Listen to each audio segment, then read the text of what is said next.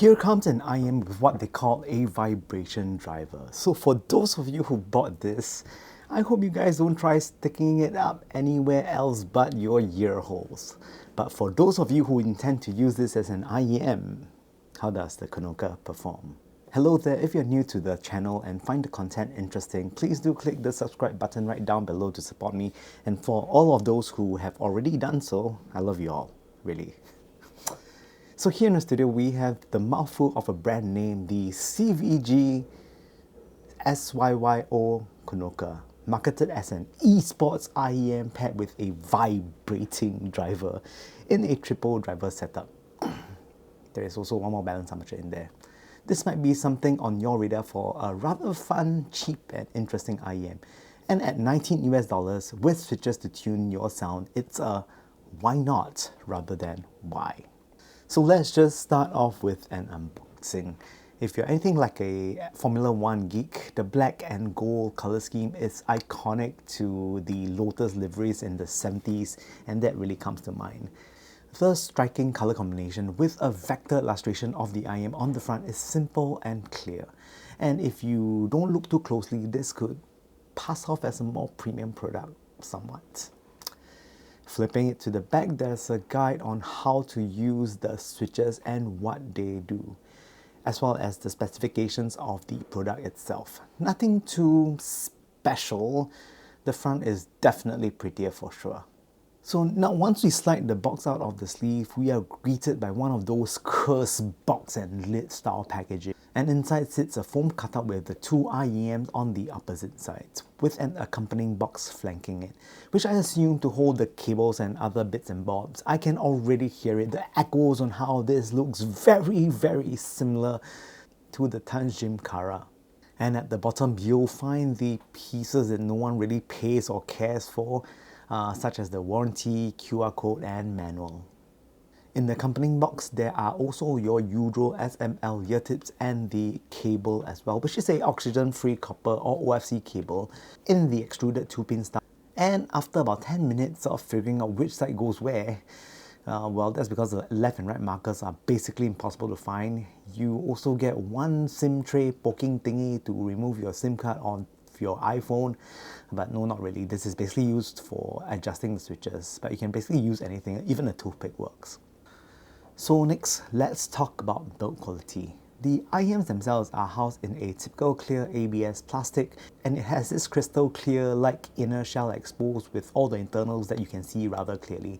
It's quite a nice clean design, but bodily oils and fingerprints will definitely make it look uglier over time. The faceplate itself is actually half frosted and sports the brand name. Driver-wise, this basically has 3 drivers inside them, with a main dynamic driver that is doing most of the heavy lifting, with the option to turn on the vibrator, a vibration driver, and a balance armature switch as well. There is nothing inherently wrong, it just feels solid and well put together, especially at $19. It's really not something to shout home about, but really nothing really to pick at also. Maybe except for the cables, which are undoubtedly springy and cheap. And the ear hooks might as well be just decoration because it's just so rigid and pre-shaped that it just doesn't really mold to your ear. It just holds its own shape and doesn't really provide much over-the-ear support. It is nice, however, that it isn't too microphonic, so not much noise comes through the knocking and rubbing against your shirt, and it's also almost fully transparent throughout, matching the Konoka's entire aesthetic of being a clear, glassy look. Credit where credit is due, it is a decent cable, even with the odd pre-shaped look of the ear hooks. It is really not all too much uncomfortable and it just basically works. However, one thing to note, there is no chin slider or choker, so for those of you who prefer a rather secure fit with your IEMs under the chin, this cable simply won't do it. Comfort, the Kara immediately comes to mind. The shape is relatively safe, the nozzle length is long enough, and basically the chassis doesn't really sit on my concha too much. There is also no driver flex, and as such, pressure equalization is great. The cable just sits decently, but the stringiness might be a turn off for some, but it's $19, so I don't think you should complain that much. It's fine. Sound, for all intents and purposes, I'll be trying with both switches on because why not? The switches are basically there to activate or deactivate the drivers inside, so I'll just be using with all the drivers on because I can. Now, the overall first impression is that the vibrating driver does create this textured, tactile bass response. As gimmicky as it might seem, at its price, it is actually quite a fun sensation. Although the intended use for the vibration motor is for 3D movie mode or 3D esports, that kind of thing. It kind of works well for some songs, but you get more of a versatile thump rather than it being true deep bass. It's more textural. Some other songs seems to sound a bit more hollow, however, so your mileage might really vary depending on the songs that you enjoy. Some sibilants can be heard, so that's not always enjoyable. Details are plenty, but you do lose some of it with the vibration driver on. I've not tried it with movies or games, but I'd imagine that this would be similar to those Dolby Atmos enhanced 3D headphone effect goodness thingamajig, which can do good for some games but not benefit music as much. The overall signature is basically V-shaped elevated bass with the switch on and slightly hot mid treble with the BA switch on. Bass. The bass on the Konoka, it's typical of a DD style bass with the switch off. Not too muddy, there's enough texture and detail, and honestly works pretty well. Sub bass, it's nothing special, but it's decent enough for most who enjoy hip-hop or electronic tracks. The rumble with the switches off is actually pretty alright. With the vibration on, however, there is more texture, but also at the cost of detail and speed. The inherent nature of the vibration driver means that you don't really get the fast transient response of the dynamic driver, as it is overshadowed by the heaping bass that the vibrating driver simply produces. The slow response of that driver also means that it struggles to react quickly in quick bass note changes, so all you get is a wall of bass without much distinction between notes. So the trade-off is more texture and tactility over detail and resolution. Both are enjoyable, but you can't really have everything. Pick one and roll with it, or play with the switches as you please, since you have the option to do so. Mids. The mids on the Konoka are just on the slightly recessed side, but not to the point of being absolutely thin and weak sounding.